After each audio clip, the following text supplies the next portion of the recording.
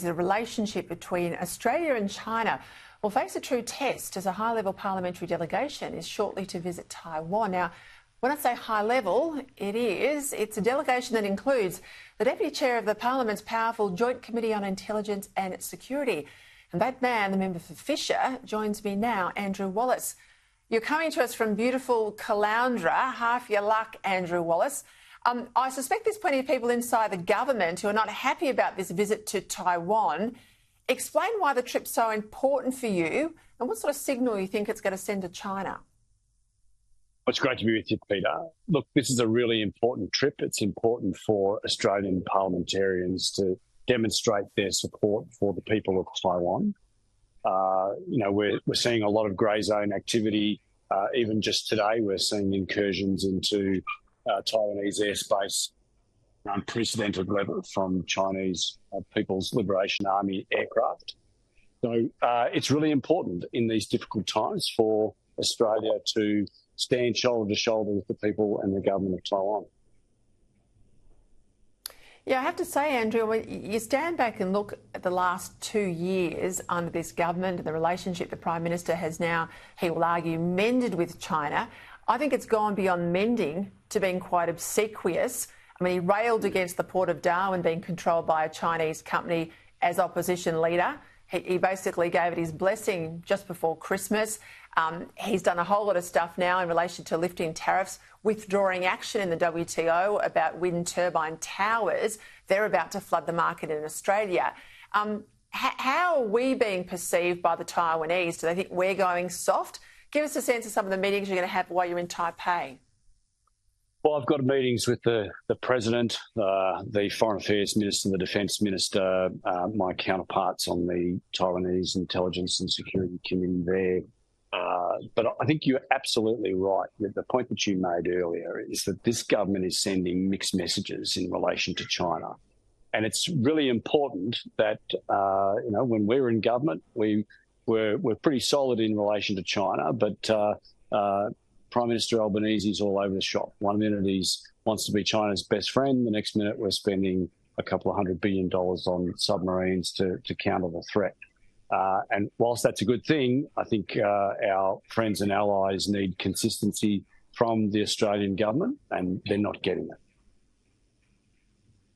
Right, I'll ask you about another trip too, because we heard this last week, and I spoke to Michael Danby, who himself had just come back from Kyiv, but there was official DFAT advice reported saying they don't want, the federal government doesn't want any delegations of Australian MPs to go to Ukraine. Now, I find that extraordinary, particularly given, as I said, Michael Danby's been there, Tony Abbott's been there, a whole lot of politicians or former politicians have visited there quite safely. And of course, we're one of the only countries who once had an embassy in Ukraine who was still hiding out in Poland. Everybody else seems to have gone back.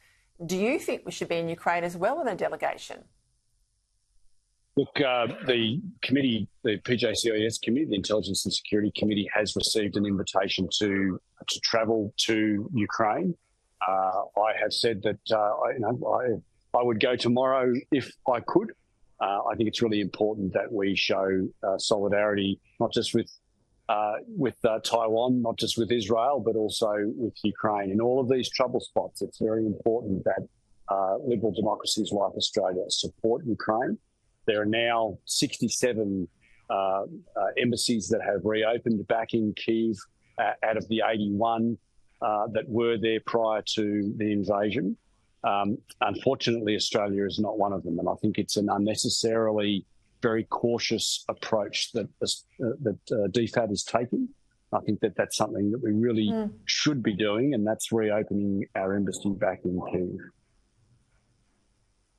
Yeah, and I take your point about solidarity, Andrew, but, we're spending hundreds of millions of dollars in Ukraine, helping them fight for everyone's freedom. I want to see that the money's hitting the ground. I mean, that's a good reason to go, if nothing else, isn't it? Well, look, I mean, when we were in government, we were the largest non-NATO contributor to defence material being sent to Ukraine. We have slipped well and truly down that list now since the Labor government have taken the reins. And if you look at the last military shipment of equipment that we sent over, it was material that was dating back to the Vietnam War era of armoured personnel carriers and the like. So, the Defence Department have done a clear out of their garage sale and have got rid of some surplus material. But, I think that we should be stepping up with things like our helicopters that we're not using and are being threatened to be buried into the ground. Those Taiwan helicopters, in my view, could be saving lives on the battlefield in Ukraine, where it's just so incredibly important to get casualties back to field hospitals as quickly as possible.